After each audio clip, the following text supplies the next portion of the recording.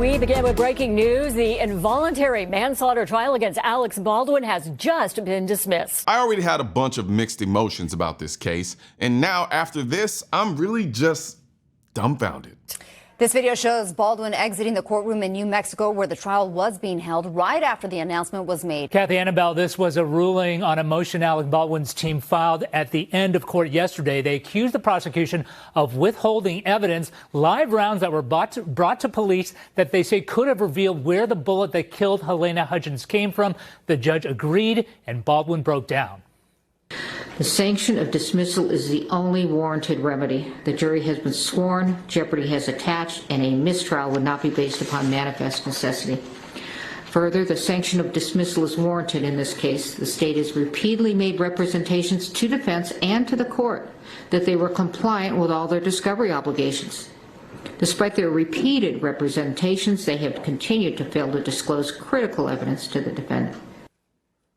Alec Baldwin in tears as the judge dismisses the case against him. He had been charged with involuntary manslaughter in the death of cinematographer Helena Hutchins. Legally, I understand what happened, but parts of my brain are telling me to run to the closet and grab my tinfoil hat because dismissing this case over this Brady violation just seems too convenient. But how does that one quote go again? Never attribute malice that which is adequately explained by stupidity. So here's what happened. First of all, a Brady violation happens when the prosecution fails to share evidence that could help the defendant. This evidence might prove the defendant's innocence or make them look less guilty. Baldwin's lead attorney grilled a crime scene tech from the Santa Fe County Sheriff's Office about some ammunition handed over by a former cop who was connected to the Russ Armour's family. Baldwin's team jumped on this and argued that the prosecutor claimed that the ammo wasn't hidden and wasn't relevant to the case because the ammo never left Arizona and the movie was being filmed in New Mexico.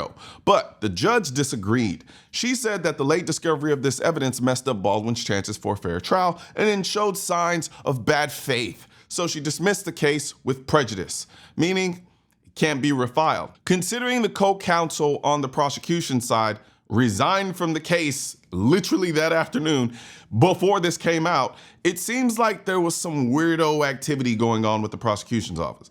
Now, here is the prosecution's co-counsel explaining why she dropped off the case. I was not aware that this individual had taken this ammunition to the sheriff's department and provided it to the officers. I learned all of that yesterday when Mr. Spiro was cross-examining the crime scene technician. So I inquired some more. And this morning, when the motion hearing began, my position was during the lunch hour, before the lunch hour, during the lunch hour, we have an obligation as prosecutors. We have an obligation not only to the people, but to the defendant. Mm-hmm. And our obligation is to make sure that all the evidence is turned over. We don't get to decide what the defense is going to be. Our job is to ensure transparency and to ensure that the defendant has everything that the prosecution has gathered. What they do with it, that's up to them. Legally, the judge's decision was correct. The prosecution doesn't get to decide what evidence is material to include in a case, especially when someone from the case brings the evidence to the police. However, personally, dismissing the case with prejudice, i.e. Baldwin can't ever be tried for this case again, feels icky. I know this is common when judges feel a Brady violation was a deliberate suppression of evidence, but come the hell on. The issue here is Alec Baldwin's actions on the set. Even if there was never a real bullet in the gun, he was using a real gun, and everyone knows the first rule of gun safety is assume all guns are loaded and never point a gun at anything you're not willing to destroy. And he was being charged with involuntary manslaughter, where one of the elements was acting recklessly or negligent. If there's enough evidence that Baldwin was recklessly playing around with the gun, pointed it, and then pulled the trigger, causing these people to die, then these bullets from Arizona don't mean anything, which is why I think the case should have been dismissed and then retried with the new evidence after the defense had more time with the new evidence. But like I said before, from a legal standpoint and as a lawyer, I understand the judge's decision. I just personally don't really like it. Now, before you leave to watch my next video, I want to tell you about a new product that we just released. Check out the Vaultec LifePod XR Colion Noir Edition gun safe. It features my signature CN camo color and matching water repellent case zipper on the inside with a modular interior for pistols, mags, and it's basically perfect for the range and storage of your firearms.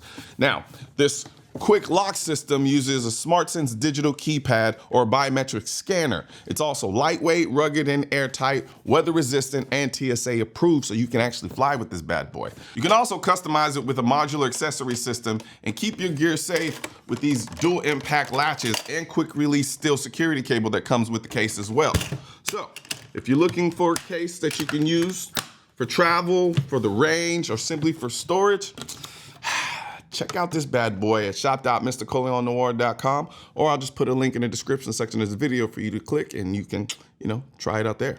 But there you go. Smaller edition of the larger size that everybody was asking for. And also, don't forget to check out the Pew Collectors Anonymous. We got them in hats, we got them in shirts, and drink well as well. One thing's for certain and two things are for sure. Politicians and tech giants don't want gun content to be recommended to you. And we're all fighting this culture war together. Now, you can help do your part by liking, commenting, subscribing to the channel, but most importantly, sharing this video with at least one person. Together, we can stop the suppression of our 2A rights. And don't forget to click the link in the description section of this video for the products that I mentioned in this video.